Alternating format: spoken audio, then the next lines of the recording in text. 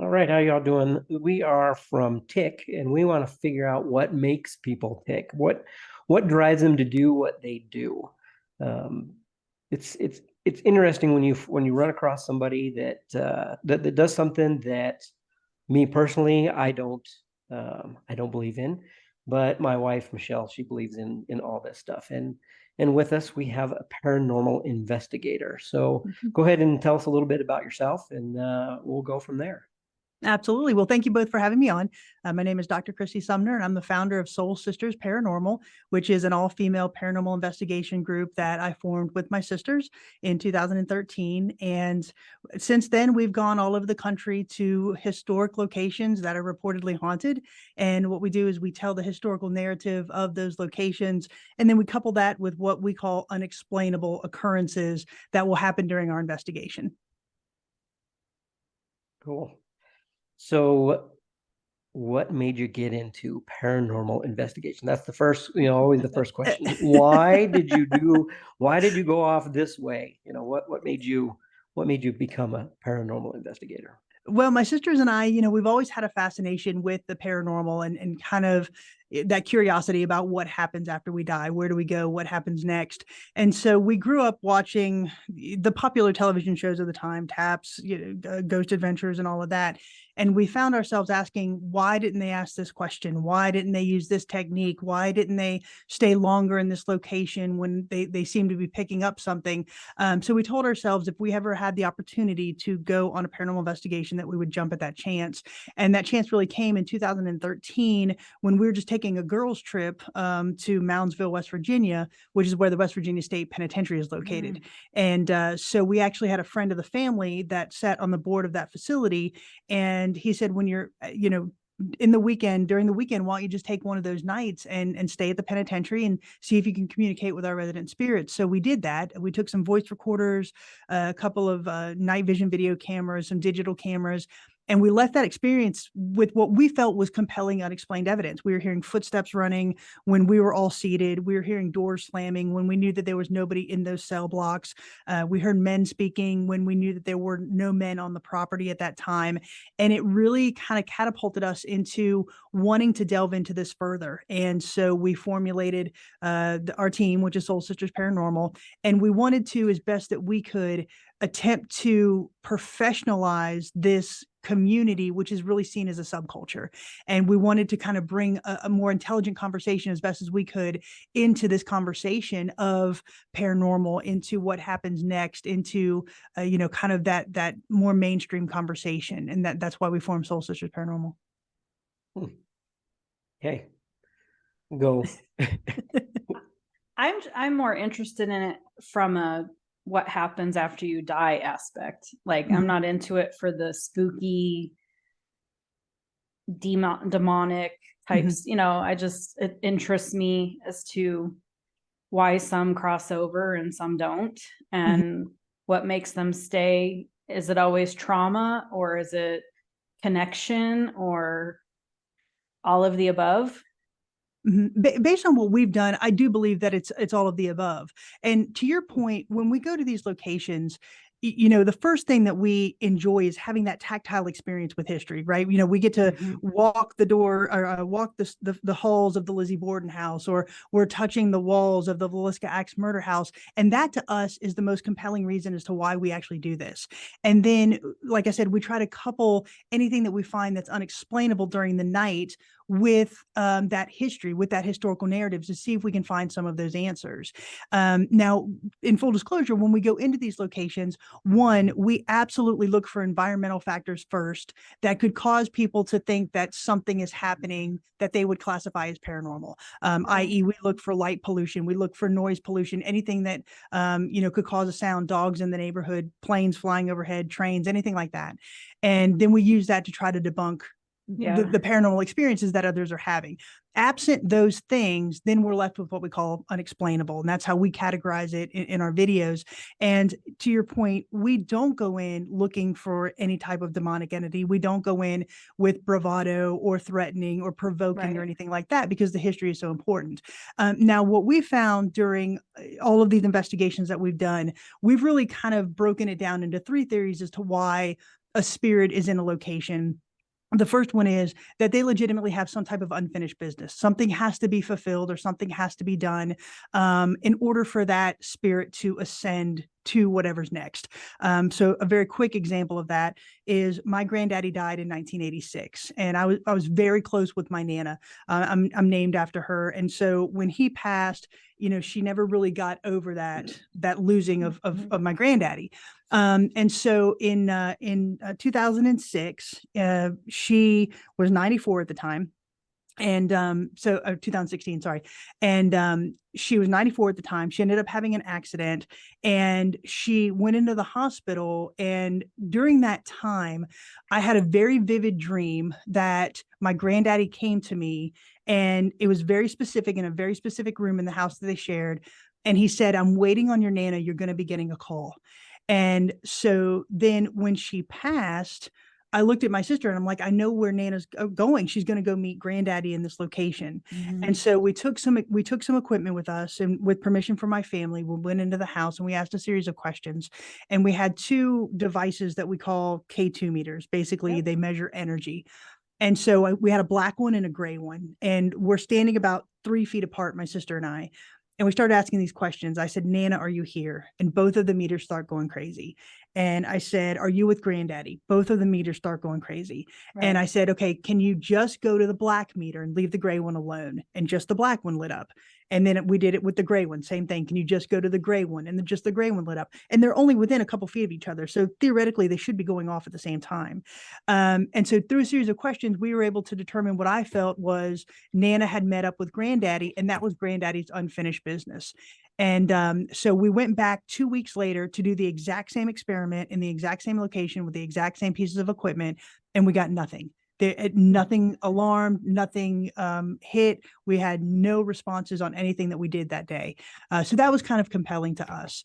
Right. So the first one is unfinished business. The second one is I don't think that some spirits know that they're actually dead, or they can't find a way to ascend to whatever's next. And I think we see this a lot with children, where they're stuck for some reason and they can't Right. find that next way to go.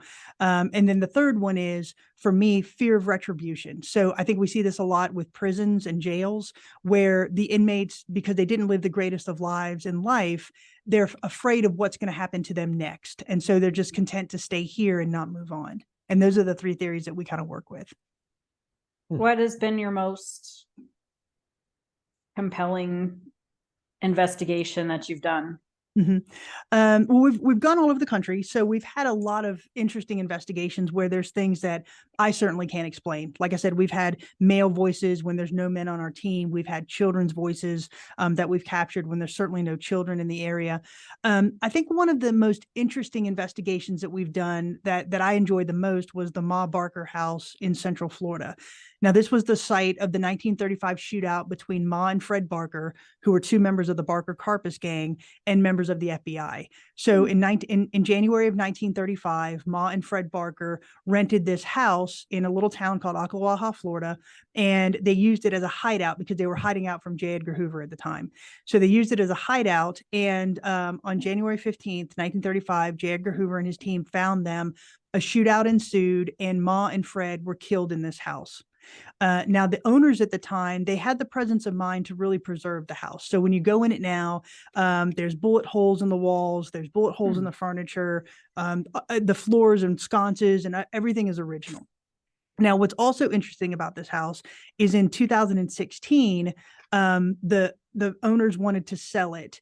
And the new owners who bought the property were going to demolish the house.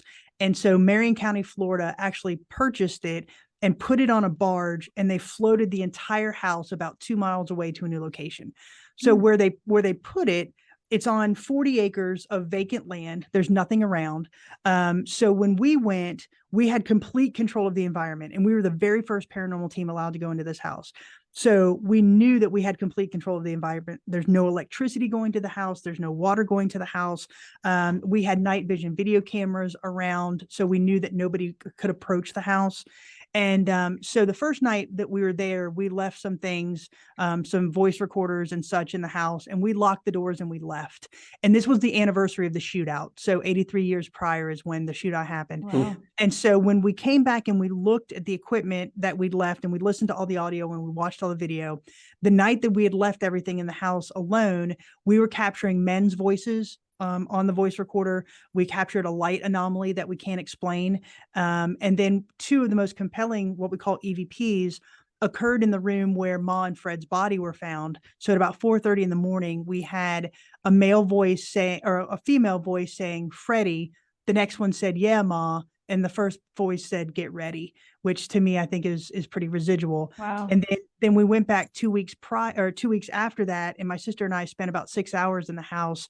And we were capturing, again, voices that we couldn't explain. Pretty much all of our equipment was alarming or indicating that energy was acting on it, even though there was no power to the house. So that to me is one of the most interesting investigations that we've done, simply because we had complete control of everything. We knew there was no outside environmental factors acting on any of our equipment. So you could debunk a lot of stuff right away. Yeah, absolutely. Yeah. Absolutely. That's cool. Mm-hmm. What is your most recent investigation? Well, my sister and I, we went to the USS North Carolina, which is a former battleship there in Wilmington, North Carolina. And this battleship to me is fascinating. It was built in 1937. It was in operation from 1941 to 1947 in the war effort. The Japanese, they thought they had sunk it 6 times. And obviously it never sunk. It was hit by a torpedo. And then in 1961, they actually turned it into a museum where people can visit. And they allow paranormal investigators to stay there and stay the night. So it was just my sister and I. Excuse me, I've got this cat who's crazy. Oh, That's right. we have our dog. A dog's crawling around all over the floor in my hands. So anyway, so my sister and I, this was last year, late last year, and she and I went to the battleship. And we were able to capture some really cool things. We were capturing footsteps. We were capturing people whistling. There was one instance where Jenny and I went into we were walking into the place that was the medical unit, and you can see us walk in, and as we're walking in, we capture a male's voice saying, just watch your arm, which was pretty wild because it was a narrow little doorway that we were walking through. And it was interesting that we were going into the medical unit and we've got this man saying, just watch your arm. And so that was our most recent investigation that Soul Sisters did. Now currently I am sitting in the historic Scott County Jail in Huntsville, Tennessee. And this is a location that my business partner and I opened in 2021 as a museum as well as a paranormal research location. So we're in here every day. And so there are things that happen here. We hear footsteps walking around. We hear people whistling. We've captured shadow figures. We routinely see shadow figures. So this to me is a constant investigation that we have pretty much going on all the time. Cats. Have you ever had an investigation where you've been really scared or felt like you needed to leave? Honestly, we have not. There's moments of trepidation when you do this, right? You're in these abandoned locations. Most of the time you're in the dark, so you're relying on other senses. And so we've had those moments where something will happen, you'll hear a noise, you'll hear a voice, something will get knocked over, and you kind of have that fight or flight moment where your hearing gets really acute, the temperature goes down. But we've never run out of a location screaming. We've never done that. For us, it's more like okay, let's regroup and go and see what has happened. I think one of the most interesting EVPs that we captured, and we've captured a lot of them, but one of the most intense was we were at the Grand Old Lady Hotel, which is in Balsam, North Carolina. And this was a hotel that was built in the early 1900s, and it was part of the railway system. And so it was a very opulent hotel. It's 3 stories. It has 100 guest rooms, a large ballrooms, these 2 big ornate staircases in the lobby and such. Wow. And so it's a beautiful hotel. And so during the off months, which is the winter months, they actually close the entire hotel, but the owner allows paranormal investigators to go in. And so it was myself, my twin sister Jenny, and Miranda Young from Ghost Biker Explorations. She's another investigator that we collaborate with. And so it was just the three of us on the property. We had the entire property to ourselves for an entire weekend. And so Miranda did a bulk of her investigations on Friday night, and then Jenny and I did our investigation on Saturday night. But we all stayed on the property, and it was just the three of us in the entire hotel on the entire property, right? So again, we had complete control of this environment. Right. And so on Saturday night, we all decided to sleep in a large suite. It's a 2-room suite on the 3rd floor, adjacent to the most reportedly haunted hallway in the building. And so the suite is configured where there's an interior room, and then there's an exterior room that has a doorway. It's the only doorway to the hall. So for Jenny and I to get into the interior room, obviously we had to go through this exterior room where Miranda slept. So she's sleeping, and it's the closest one to the doorway. So we had a night vision video camera in the hallway, again, to know that there's nobody here. We had a night vision video camera in the room with Miranda pointing at the door. And then we all had voice recorders around us. So everybody had a voice recorder on their bedstands. And so we had talked about because the next morning we were leaving. So we had talked about leaving and packing up and all of that and what time we were going to leave. And so you hear us say goodnight. And about 15 minutes later, there's a man outside our door saying, "Please don't go." It was so loud. And Miranda said, "Did you hear that?" And I said, "Yes." And she goes, "What was that?" And I said, "There's a man standing outside our door." And she said, "Yeah, that's what I thought." And so that was one of those moments where it's like, okay, do we go outside and we see what's going on, or we just let this play out and see if we hear any more noises? And we ended up all falling asleep. But during the night, our voice recorders captured other things while we were sleeping, such as other voices in the hallway. He always asks me how I watch these shows, and I'm not scared. And I just say, it doesn't scare me. I guess maybe if I was in the middle of it, if I was in an investigation and I was actually in the location, maybe I'd get scared or get goosebumps or something. But just watching the shows on TV, I just find it so interesting. And I feel for especially the people, it's their private residence. And, some people have chaos in their house and they're scared, and it's just really interesting to watch. Yeah, absolutely. Yeah. And so when you go into these locations, it is a little bit different than the television shows. Obviously, the television shows are designed for sensationalism. So when we go into these locations, we're in there for anywhere from 8 to 24, sometimes 48 hours. And really, when we go, it is a sense of exploration for us, right? We're again in these locations that are very historic, and we're really trying to communicate with the spirits that are there if they want to communicate with us.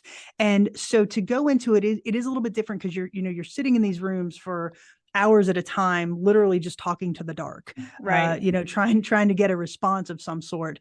So it's really not this quick action type of everything's going to happen during the night. It's not like that at all. And as I said before, we don't go in trying to find anything dark or demonic or anything like that. Right. We just don't do that. I don't think anybody wants to find that unless you're into that kind of stuff. But I don't think most of the investigators aren't looking for that. Right. And you do have those that go in and they think provoking is the best way to go, where they say, "Okay, I'm not going to believe you unless you throw this chair across the room." So again, for us, it's a little bit different. If you watch any of our videos, 9 out of 10 times you hear us say, "We legitimately just want to tell your story. We're just here to tell your story." Right. And I think when you go in with a sense of respect like that, you get the respect back, because they realize that you are just trying to communicate. And I think because of that, we get some very interesting results. Yeah, sounds fun. I'd love to do that. It's different. Yeah. Different. I asked him if you were in Colorado. He said no. I said, "Oh, shucks." Yeah, well, you never know. I may come back out there at some point. Yeah, and, it'd be more than welcome. interesting. Yeah, it'd be interesting to do. And I like to watch those shows. I'm very interested in, like I said, what happens, after you die. And, some people pass on and some people don't. They want to stay around. Yeah, for majority of reasons, like I said before. But it is interesting. And like I said, when we go to these locations, there's the possibility of picking up what we call two different types of hauntings. The first one is a residual, which is essentially like a record player. If you think of a record player that's spinning on a record, or a record that's spinning on a record player, and it has a glitch in it, every time it hits the needle, it's gonna blip, right? So essentially, that's what a residual haunting is, whether it's an anniversary or a birth date or a death date or something like that. Every time that happens, you have the potential to have that residual energy. And then you have intelligent hauntings where they will actually give you an intelligent response to a question or act in an intelligent manner. For example, we were at the Lizzie Borden house up in Fall River, Massachusetts. And obviously this was where, the Lizzie Borden took an axe to Abby and Andrew Borden there. And so we were setting up all of our equipment. And when we go into these locations, the very first thing that we do is we turn on our voice recorders. Even before we get our luggage in or our equipment in, the voice recorders are running because you never know what's going to happen. And so Jenny and our investigator, Cara, were sitting in the parlor room where Andrew Borden was killed. And they were just talking about the day, right? Just talking around about, we weren't even talking about the investigation. They're just talking about the day. The rest of us were upstairs taking our luggage upstairs. And Jenny was taught, then they started talking about the differences between the Villisca axe murder house and the Lizzie Borden house. And because we had investigated Villisca before. And so during that conversation, Cara said, either way, being axed to death would be a horrible way to die. And as soon as she said that, a male's voice said it was. Again, very intelligent, right? We think that's Andrew Borden saying, yeah, it was a horrible way to die. And so he's listening to the conversation and he's interjecting with his answer. So again, we believe that's an intelligent response. Yeah, that's an interesting case. Some say she didn't do it, or she did it in self-defense, or I don't know. There's a lot of stories about her. It is a very fascinating story, that happened in 1892. A lot of people don't know that she was 32 at the time. And so a lot of people think that she was younger. But once you go into the house, the way the house is laid out, it's extremely convoluted to the point where you have to, in order to get to one room, you've got to walk through another room. And that's kind of how the entire house is laid out. And where Abby's body was found, the staircase, it's like a half turn of a staircase. It doesn't make a full spiral. So it's like a half spiral. So when you go up, when you reach about the middle of the staircase, you're now eye level with the floor of the second story. And so you can look directly into Abby's bedroom underneath the bed, and you can see exactly where she was laying. And so for me, to know that Andrew Borden or Abby Borden was killed about 90 minutes before Andrew was killed, and to know that Lizzie was in the house along with the maid Bridget Sullivan there, to know that both of them were in the house and not have been able to see that, to me, it's very suspect. So I do think that she was, I think she was guilty of it. Yeah. I think so too, but there's just a lot of conspiracy, people that say she didn't, but I think the motives were different. What's also interesting about that is once the jury reached the verdict of not guilty, she inherited all that money, but she never left Fall River. She stayed in Fall River. She died in 1927. She was the age of 67, and she never left. And so to be able to stay there in this location and take all of the ridicule for all of those years, I kind of think that she had her motives for doing it, but I don't think it was some of the reasons why people were speculating. So that to me, when you carry out the story and don't just stop at the murders, it is a very fascinating. The entire timeline of her life is extremely fascinating. Yeah,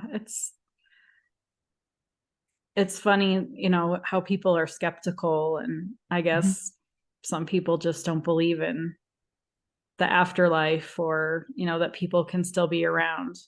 Even if you don't see them, you feel them, or I just lost my grandmother last year, and her thing was pennies.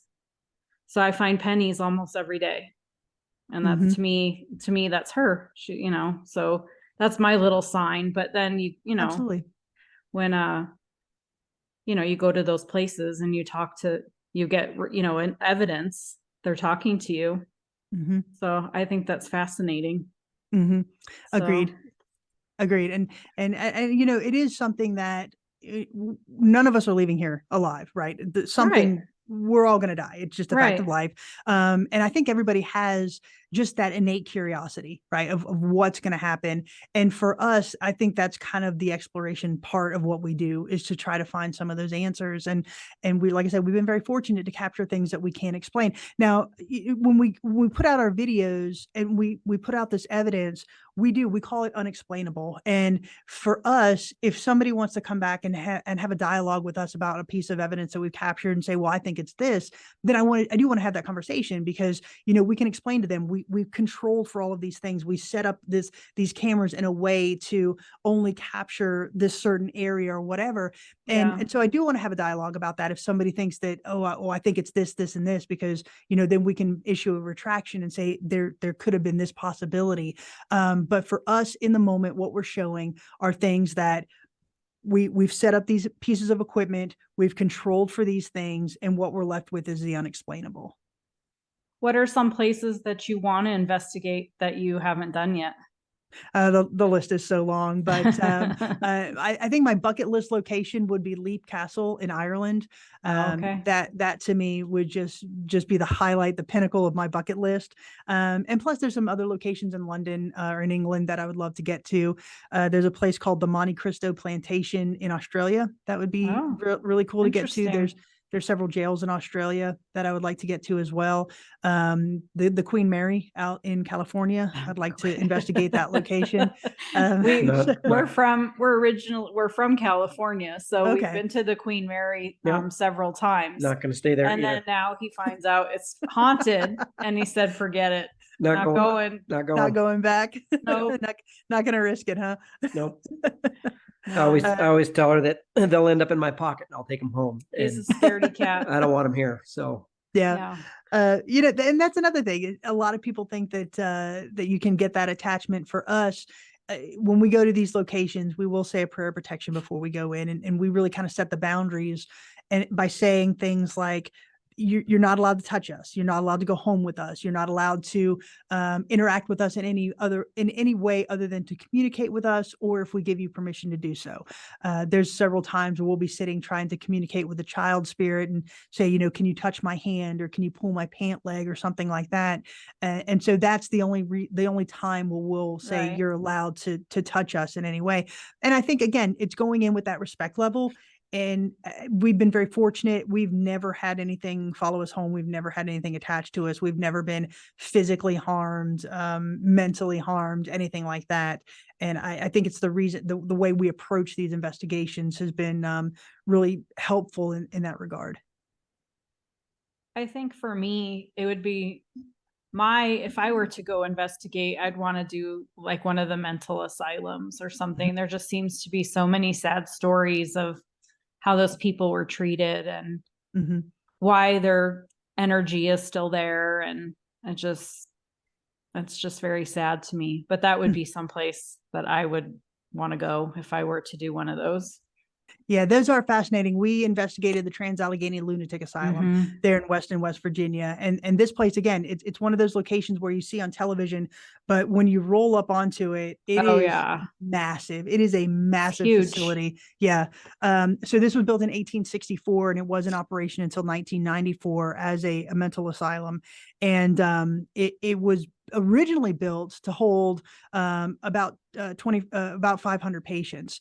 When it ended its time in 1994, 1995, there was over 2,000 patients in this facility. And so, to your point, it was one of those where it really started out with this grand idea of one-on-one patient care, really giving them access to the greatest technology at the time, right? The sunlight, the solariums, all of this. So these rooms are grand, they're ornately decorated to really give them that sense of belonging in this location. But then it really declines into more of a medical experiment type of location. So they're doing lobotomies, cold water bath treatments, shock treatments, therapy. Yeah. And so, to your point, I think that these asylums, they've seen so much that really it just permeates into the walls, essentially, because the Right. walls have seen so much just anguish and Yeah. despair from these locations. And I think the same thing with prisons and jails as well. But the asylums are a little bit different. So we actually captured some very cool things there at Trans-Allegheny. But to your point, I do think that's the reason why, that it's just it's almost sad. just there in the walls. Yeah, you don't realize what, you have somebody there and you don't realize what's being done behind closed doors. You think they're being taken care of, and not so much. Yeah, absolutely. My grandpa was actually a chief of police in Glendale, West Virginia, which wasn't far from Weston, and he had to transport one of his citizens to Weston. And when he pulled up onto it and he kind of saw what was going on, he said, "Nope, I'm taking her back. She is my citizen. I'm not going to subject her to this, and I will never take anybody over there." So he found a way to get her some treatment back in Glendale. Good. Oh, that's terrible. Yeah, I have tons. I mean, I just have so many questions. I can't even. I could sit here all day and ask. But do you ever use mediums or anything in your investigations? We have not. Really, that's just for logistical reasons. Now, we have several that we do communicate with and that I feel do have special gifts, but we've just never had the opportunity to take one on an investigation. Now, my sister and I, we are twins, and I do think that we kind of have, I'm not going to profess to be a medium or a psychic or anything like that, but I do think we just have that innate twin That bond. that bond, that ESP, if you will. And so I think that contributes to some of the stuff that we also capture, the unexplainable stuff. But as an actual medium, no, we've not taken one on an investigation before. Interesting. Do you have questions? No, I told you I'm just gonna sit here and nod my head because I know what's going on the computer and what I need to do, and you can ask away. Do you watch any of the shows? I used to a lot, but now it's just being an investigator and knowing how different it is. I really don't anymore. Like I said, I used to be a fan of TAPS and Ghost Adventures and all of that. But when you realize that they're for entertainment purposes and sensationalism and such, for example, we investigated Fort Mifflin in Philadelphia, and we were there about 4 or 5 weeks after TAPS had gone in.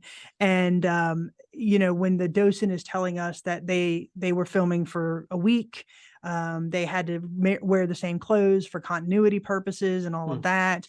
That to me is just, it's a little bit different than what we do. And now, not to say that, listen, if that's how they want to investigate, if those shows and stuff, that's how they want to operate, that is absolutely fine. And nothing against them. I'm not going to disparage them in any way, but it's different than what we do as paranormal investigators. So to your point, we've really kind of backed off watching those shows now.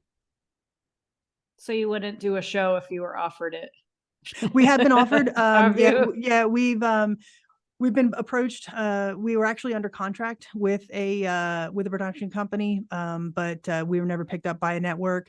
A second production company out of California actually wanted to sign us, but they wanted all the rights to our trademarks, and that's something that I was just not willing to give up. And so we did not actually end up signing with them. But we have been under contract. We were under contract for a year, but no network ever picked us up. Yeah, well, that's too bad. But honestly, that's not really why we're in this. Right. I mean, it would be very cool to be able to kind of spread our message through that type of medium, but really just kind of forming a fan base on YouTube and those loyal people that have really followed us for the historical purpose. Because I mean, we've had people that contact us and say, I don't believe in paranormal at all, but I love the fact that you're very true to the history, right? That you put in the research and you put in the history and that narrative before you even talk about the paranormal.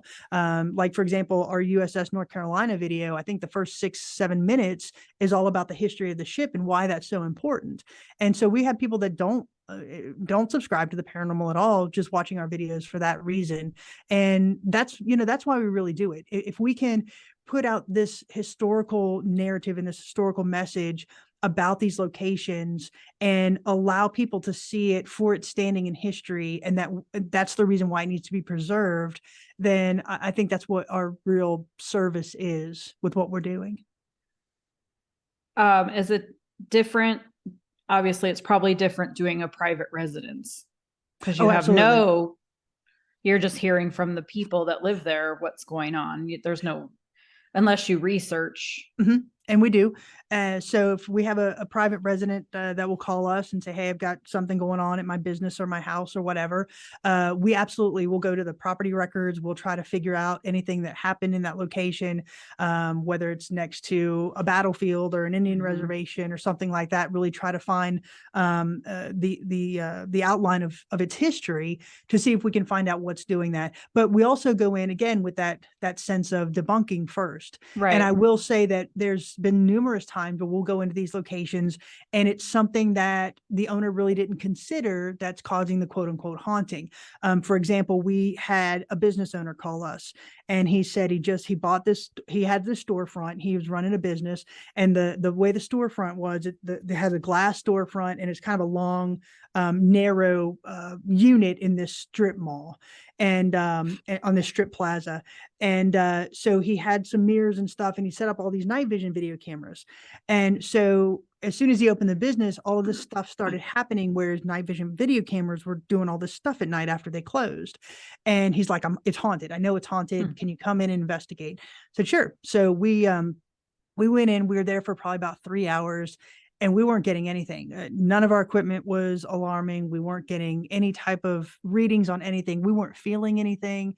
So what we did is we set up some of our night vision video cameras and we left the building. And, so this was probably about, 1 or 2 in the morning. So we left the building, and the next morning he called me. He's like, oh, things were just going crazy last night. And so we came back in and we collected our stuff. And I said, well, give me the timestamps of when your cameras were going off, and I'll cross-reference them with my cameras and see what we capture. And so what we found was the way his storefront was positioned, it ran parallel to a busy highway. But there was also a median where cars could make U-turns. So when the cars would make a U-turn on this highway, the lights would shine into his building, hit the mirrors on the side of the wall, and essentially blind his night vision video cameras, and they would click on and off, and to the point where they looked like something was manipulating the cameras. Right. And so I told him, I said, I don't think what your experience is paranormal. I think it's environmental. I said, if you move the mirrors or take down the night vision video cameras or angle them a different way, I think your paranormal hauntings will stop. And it did. And so it was one of those things he just never thought about. He went directly to paranormal, right? And so that's what we do when we go to these locations. It's like, can we figure out what's causing this first? And then absent that, we'll say, there's something going on here, and we can deal with this. Have you ever been disappointed on an investigation? Like you didn't catch as much as you wanted to? Or yeah, I mean, there's times where you go to a location and it's not as active as people profess, or that other paranormal investigators have experienced. To us, it's never a disappointment per se. It's because we get to spend the night in these great locations. For example, we investigated the Monticello Opera House in Tallahassee, Florida, right outside of Tallahassee in Monticello, and people say it's very haunted. And we were there, and honestly, we didn't capture a whole lot, but we're in this turn of the century opera house, right? We're there walking down, we're on the stage, we're walking up and down the aisles, we're touching all of these historical artifacts and stuff during the night. So for me, it's not a disappointment. And we still produce videos, again, giving that historical narrative, and just say it wasn't our night. We attempted to all these techniques and tools. It just wasn't our night. And that's not to say it's not haunted or doesn't have any paranormal activity in it, but that night it just did not for us. That's how it is sometimes with the shows.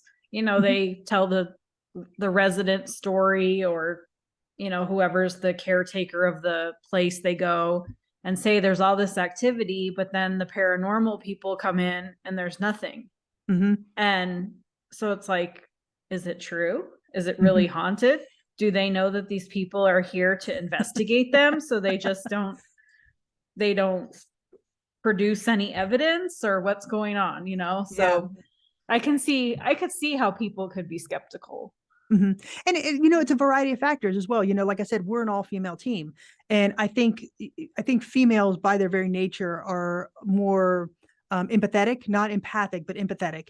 And I think that's why we get some different evidence than most people would, like an all-male team or a co-ed team, because we do go in with that different sense of empathy than an all-male team would.